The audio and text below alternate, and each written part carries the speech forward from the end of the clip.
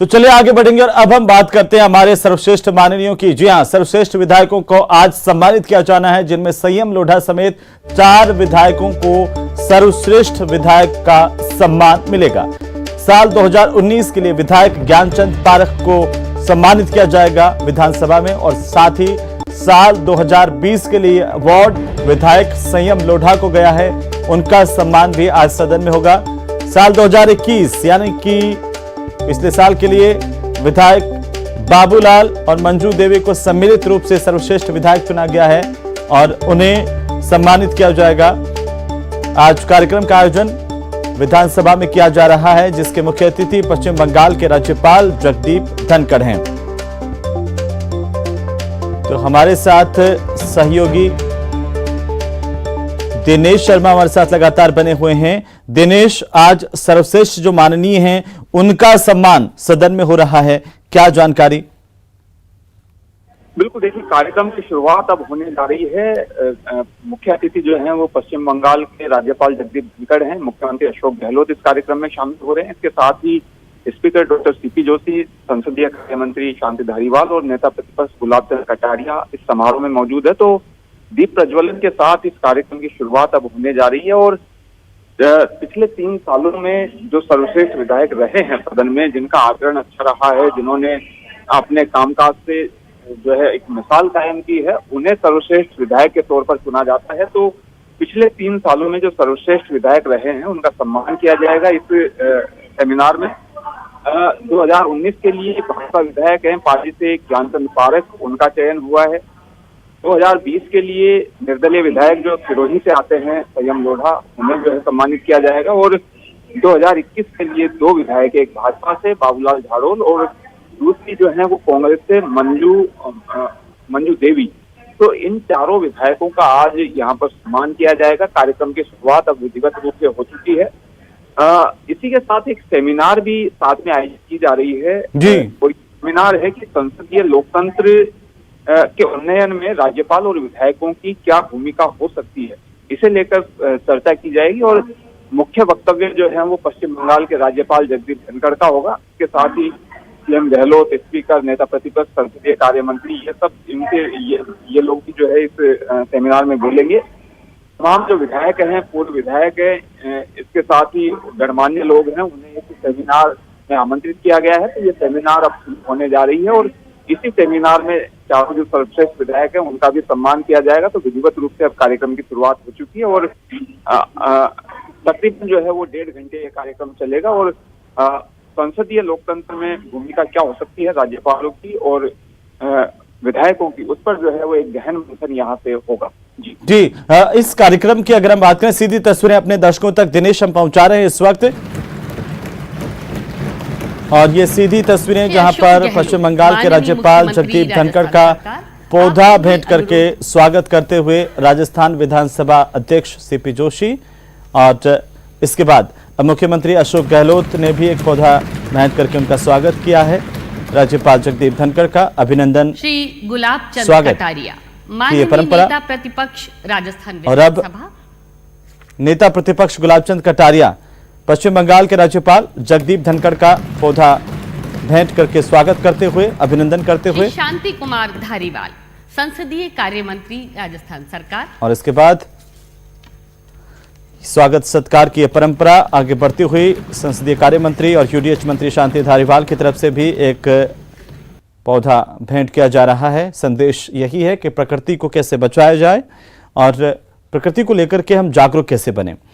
तो वृक्ष बचाओ का संदेश देते हुए विधानसभा के सेंट्रल हॉल में ये इस वक्त आप तस्वीरें देख पा रहे हैं, जहां पर कार्यक्रम का आयोजन पश्चिम बंगाल के राज्यपाल जगदीप धनखड़ की मौजूदगी, और आज हमारे जो सर्वश्रेष्ठ माननीय हैं, जिनका प्रदर्शन पूरे साल भर में बेहतरीन रहा है, एक विधायक के तौर पर, एक जनप्रतिनिधि के तौर पर उनका चुनाव पहले किया गया, आज उनका सम्मान। और इस सम्मान की तस्वीरें आपकी टीवी स्क्रीन पर सीधी तस्वीरें आप देख पा रहे हैं। ये मंच की तस्वीर जिसमें आपको ठीक सामने पश्चिम बंगाल के राज्यपाल जगदीप धनखड़, उनके एक तरफ मुख्यमंत्री अशोक गहलोत और मुख्यमंत्री अशोक गहलोत के उस तरफ नेता प्रतिपक्ष गुलाब चंद कटारिया। इस तरफ की बात करें, दूसरी तरफ जगदीप धनखड़ के मौजूद हैं सीपी जोशी, विधानसभा अध्यक्ष राजस्थान विधानसभा, और उनके ठीक आगे की तरफ हैं शांति धारीवाल, संसदीय सचिव, यूडीएच मंत्री। और अब स्वागत सत्कार की परंपरा का निर्वहन होने के बाद कार्यक्रम आगे बढ़ता हुआ आज के समारोह के मुख्य अतिथि सीपी जोशी बंगाल को के सुनिए। राज्यपाल महामहिम धनखड़ साहब, राजस्थान के मुख्यमंत्री सम्माननीय अशोक जी गहलोत साहब, प्रतिपक्ष के नेता सम्माननीय कटारिया साहब, संसदीय मंत्री सम्माननीय धारीवाल साहब, उपस्थित साथियों, मैं सीपीए की तरफ से और आप सब की तरफ से महामहिम का यहाँ पर स्वागत करता हूँ।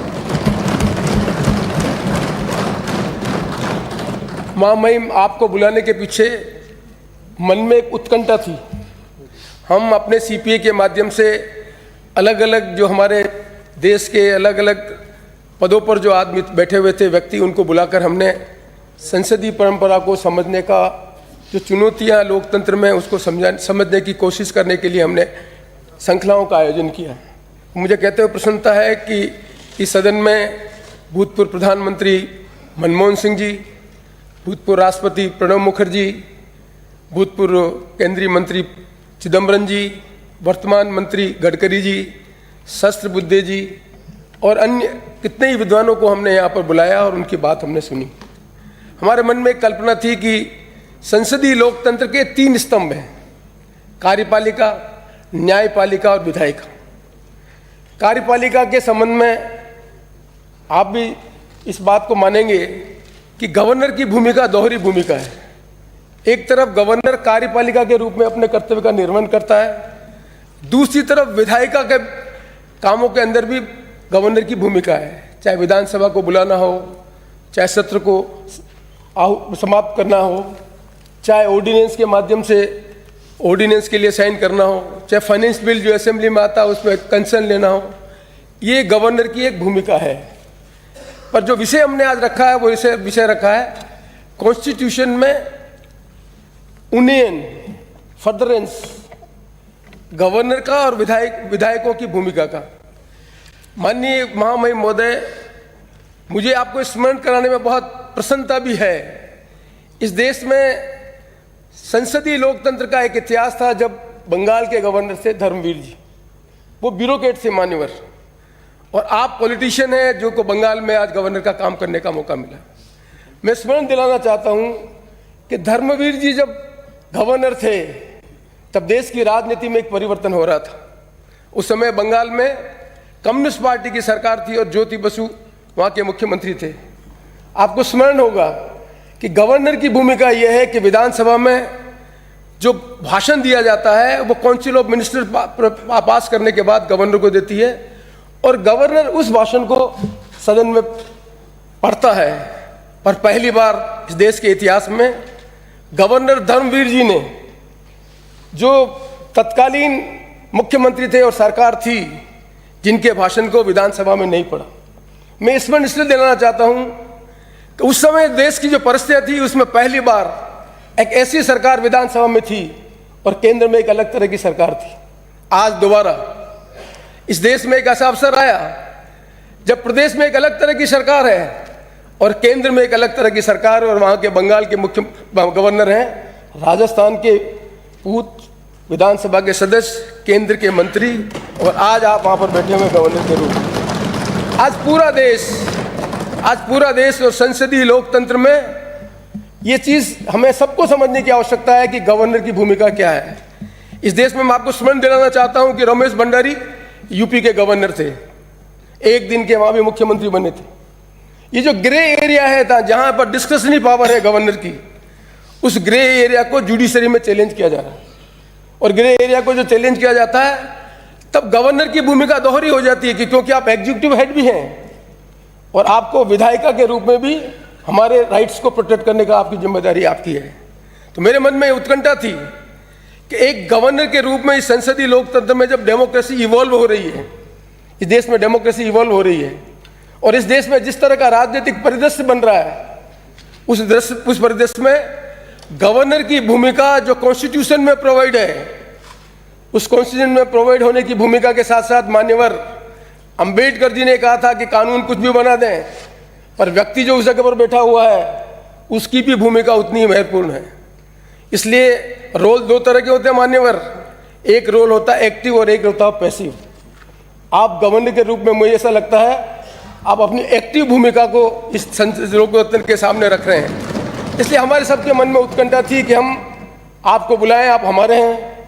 और राजस्थान एक ऐसा प्रदेश है जिस राजस्थान के प्रदेश में गवर्नर बहुत रहे हैं, चाहे नवल किशोर जी हो, चाहे कमला जी हो, चाहे हमारे गोविंद सिंह जी हो, चाहे व्यास जी हो, चाहे शिवचंद्र जी माथुर हो, चाहे हरदेव जोशी हो, चाहे भैरव सिंह जी शेखावत को उपराष्ट्रपति अवसर बनने का मौका मिला।